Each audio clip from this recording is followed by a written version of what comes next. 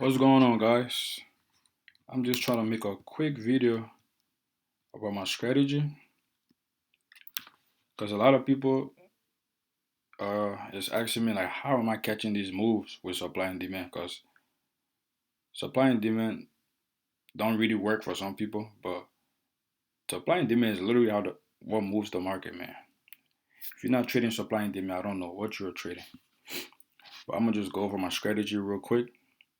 I'm gonna explain each of these. I don't really need this, but I'm gonna explain each of these EMAs, how I use them, and all that. But first trade we're gonna go over the buy setup. This little buy right here. So I do this for every setup that I do. Come into the market, I go to the weekly time frame. I see what the weekly time frame is doing. I'm not really worried about what's going on here. I'm just worried about what's going on within here. So I identify my structure. What the heck just happened? All right.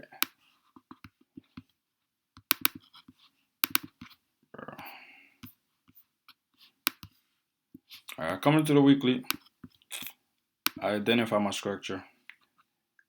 High, high, low, high, a potential high low to push up to the previous monthly high. So the weekly is bullish. Coming to the daily, the daily is bullish as well, right? And we got a daily demand zone. I had a bigger box here earlier to draw out the daily demand zone, and we got this small FEG. The price came back to fail. FEG is really important, man. FEG is really important. This was another demand zone setup right here, but let's focus on this. Coming to the 4 hour, so we see that the 4 hour is bearish, right? So this is how I found my day trades. The weekly and the daily is bullish, right? And the 4 hour is bearish. So I come into the market. I'm looking for my day trades, and price was already approaching my daily demand zone. So I could catch a buy to my damn 4 hour structure sell. So when I came in, market was like probably still around up here. My market dropped to this demand zone. This was another demand zone, but this was used as liquidity for this higher time frame demand zone. So market dropped into my daily demand. Normally, this is the 4 hour demand zone as well. Normally, I would have done something like this right here. Put my stop loss below a little bit, and then target like the last high, which I caught at 1 to 3. But this is too long. Like look at how many hours this was. I don't got the patience to wait that long. I'm not a swing trader no more. So price coming to the demand. I'm gonna wait. I'm waiting for a confirmation because this time frame the market is bearish. So I'm not just trying to enter a trade. So looking at the 15 minute, which is mostly where I take my setup for my trades from, 15, 30. Looking at the 15 minute, when price came into my demand, we made this push right here. We came down. When I saw this right here, I'm like, okay, price don't want to go lower because sometimes when price come into demand zone, it liquidated the demand zone. But when I saw this, I'm like, price don't want to go lower no more. And then it broke the structure again and it left a 15-minute demand zone. Left a 15-minute demand zone within the 4 hour demand zone. So waited for price to come back. Let me make this black so you guys can see my thought process doing this. I drew this little trend line. I'm like, okay, price might go with this trend line right here. So price came back into my demand zone, and it was history from there. That trade played out. And also what I do when I'm doing these setups, I use my fib. Use my fib, take it from the high to the low. Got my golden zone right here. Very discounted price for buyers. You don't want to buy. I don't buy above the 50%. I only buy below the 50%. You don't want to buy when the price is expensive. Buy when it's cheap. So that's that. That's the explanation for this demand zone setup. But the actual setup I was waiting for was this sell right here. Let me go back to it.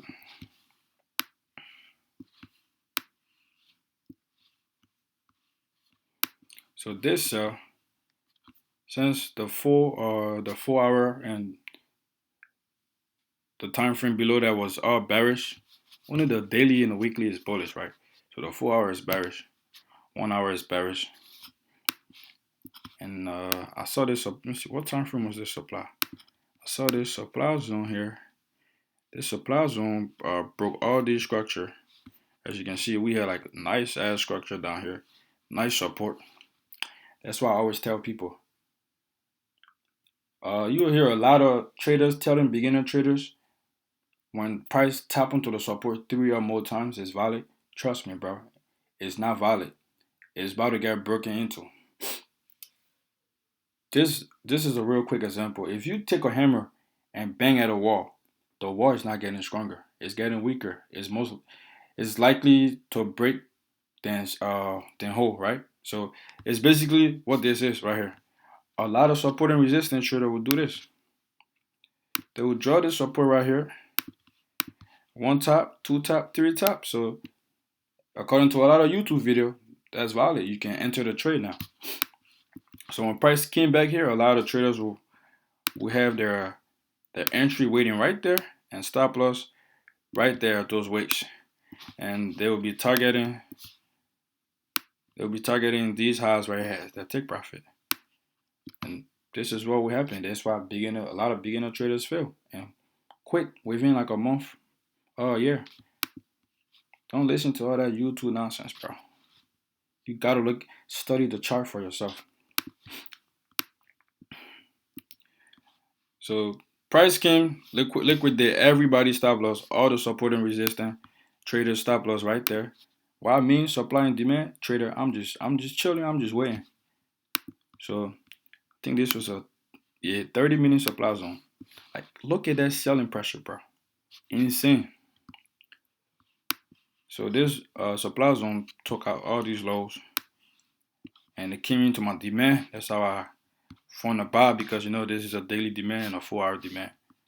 So I knew this demand zone was going to have enough buyers to push price back up into my supply zone. So price came back into the supply, and this is why I use this right here. This is volume. Right now you can't really see it too clear. Let me make the chart a little darker.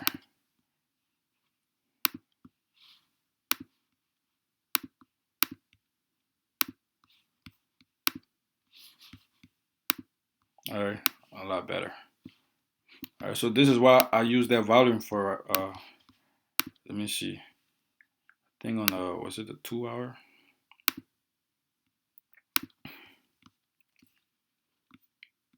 So confirmations, right? Confirmations I use EMAs. So this gold line right here is the 200 EMA. The blue line is the 50 EMA. So when I see the EMA is close to my zone, it gave me like an extra confluence that supply or demand zone is gonna hold. Especially if the 200 EMA is around there. So I had an EMA confirmation, and I have volume confirmation. So this this is volume, this is golden zone right here. Right here we have strong selling pressure right here, like the red right here and the golden. That's a very high confirmation for me. So we have strong selling pressure around my supply zone. And then also another confirmation that I use is the fib. I gotta make sure that I'm buying in a premium. So this is my high, this is my low. What I do is take my fib from the low to my high.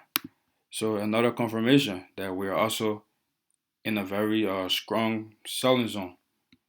Confirming with volume, confirming with EMA, confirming with the fib. So its price is very premium, very expensive. So a lot of buyers will be hopping out and the sellers will be coming in.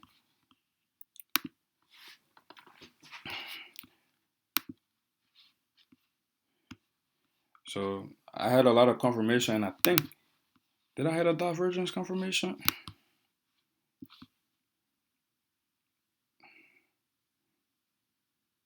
All right, so no divergence. Most time I also use divergence as a confirmation. So yeah, that was this setup. I'm gonna go over another setup, which is oil. Another textbook trade, bro. Like this is supply and demand makes the game so easy, bro. And you like right now, as I'm talking, like EMA is literally in action right now. Price respect these EMAs, bro. Price, hold on, let me plug my computer real quick.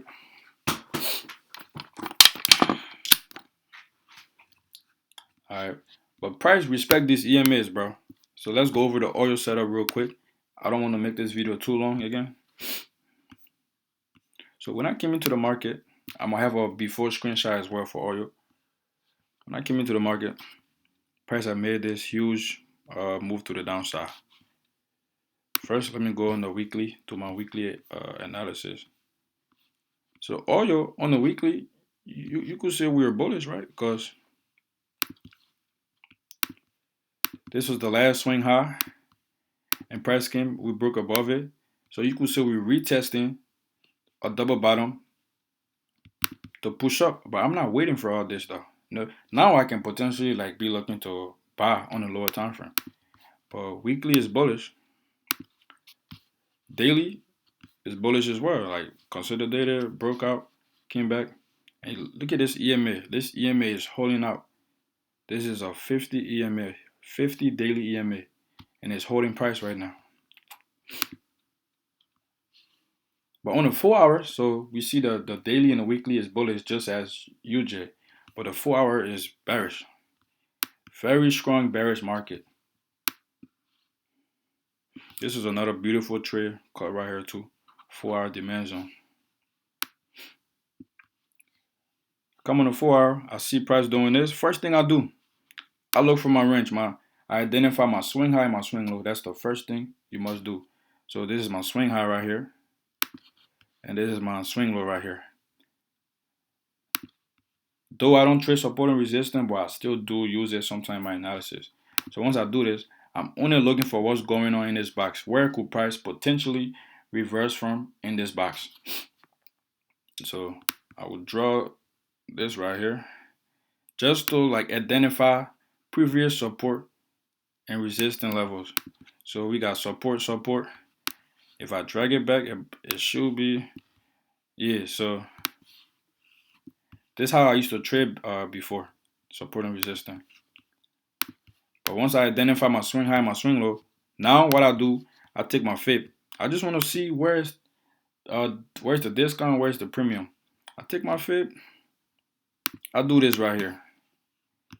And once I do that, I usually will withdraw a little box here and label that right here golden zone, as you can see.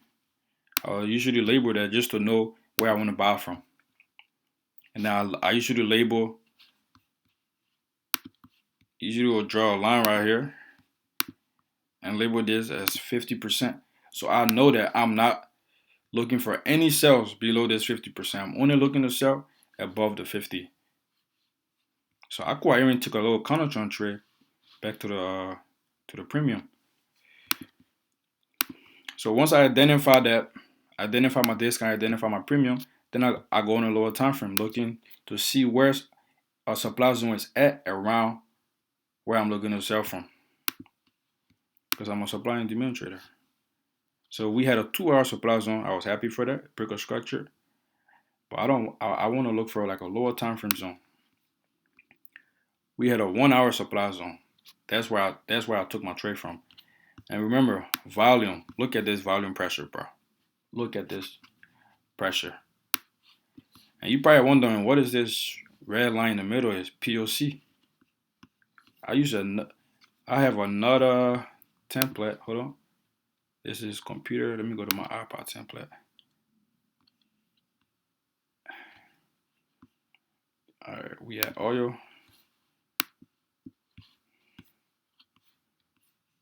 So I have an indicator that automatically identify supply and demand for me. So sometimes I don't got to go through the stress of doing that, but let me just remove that for now. So I have this indicator right here. This indicator is a volume indicator. Every section is a day.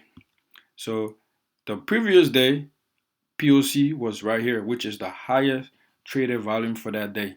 So this area right here, this is where buyers and sellers was interested for the entire day. So that's what caused this supply zone. So I usually will label because I have my label for everything. I usually like put the line and label it as where's POC? Point of control right here. I usually label it as point of control and then remove the indicator so I can clean my chart. So I label the POC in the supply zone in my golden zone, very very premium, and I also use this right here. I don't really use this as much. I might remove this from my chart, but this is another volume indicator. So the blue is buyers, the red is sellers. As you can see, according to volume, we have way more selling pressure in this area than buying pressure. If I back replay it, because this is live market, like it works with when the market is live. Oh, you see, it don't really pop or it do. Okay. So when it's white like this, that means it's point of control. So as you can see, a lot of selling pressure right here than buying pressure. So this is an extra confirmation for me.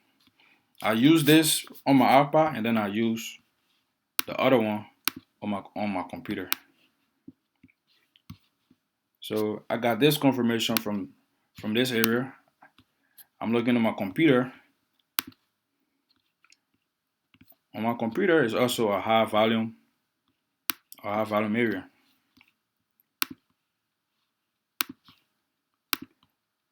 So price came back.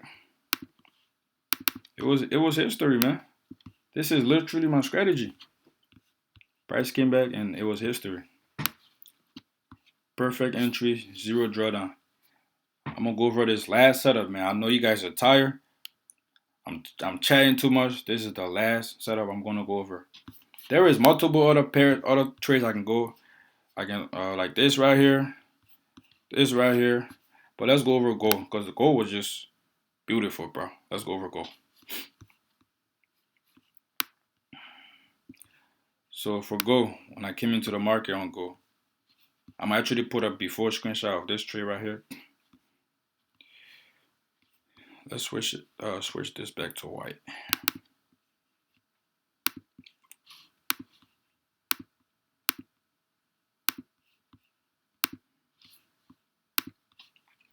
All right, let's go lower.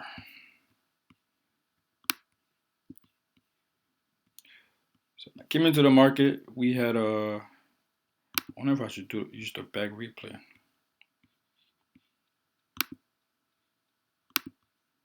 So this first gold demand trade, I think this was a 15. This was a 5 minute demand zone. I don't want to go on that lower time frame, but you guys already understand my strategy. So I do the thing I always do. Take my fib. Make sure we are in the premium, which is my golden zone. And then I identify supplies on a lower time frame. It's very simple. It literally takes me 5 minutes to do my setup for the day. But let's go over the supply zone though. So after this trade played out, or this buy played out, price came and dropped, breaking this structure, and guess what price left here? It left a beautiful supply zone. So when I saw that supply zone, and this supply zone was actually on multiple time frames. It was on the 30 minute, it was on the 1 hour, it was on a 2 hour. So it just got smaller and smaller the lower we go. So I think I used the 1 hour actually. Yeah. The 1 hour is like my hotspot. So with this, pretty self-explanatory, man. Like I don't want to keep doing this, but let me do that again. Take my fib. The fib, I use it for every time. I use the fib every single time, bro. We went above it a little bit, but it's still within the range. It's not going to be perfect every time. Take my fib, I identify, I know I'm looking to sell within this supply zone. Price came. When price was making the way its way back up to the supply, it left a demand zone right here. And I'm like, this demand zone took out this little consolidation structure. And then guess what? This demand zone is around where our previous demand zone was at. So I knew that price was going to reverse. A lot of support and resistance trader will see this right here as a head and shoulder. They will see this as a right here. And I was one of those traders a few last year. I was one of those traders that will see this as a head and shoulder. And I'm waiting for price to like come, break, retest, and sell. But it do work sometimes. Every strategy in trading definitely do work. But it just didn't work this time because the market is bullish. And a lot of traders will see this as, oh, markets are broke structure, now we're selling off. You know, you gotta be smart though. That's why we trade supply and demand. But moving on. So I saw this supply zone, this demand zone right here, and got a nice ass fair value gap. I love when prices going up like this. Like these demand zone really be it, bro. Like when they leave these thick candles all green, you don't see no black, all blues. And when price came back, usually I will look like sometimes I don't always tap into the demand zone.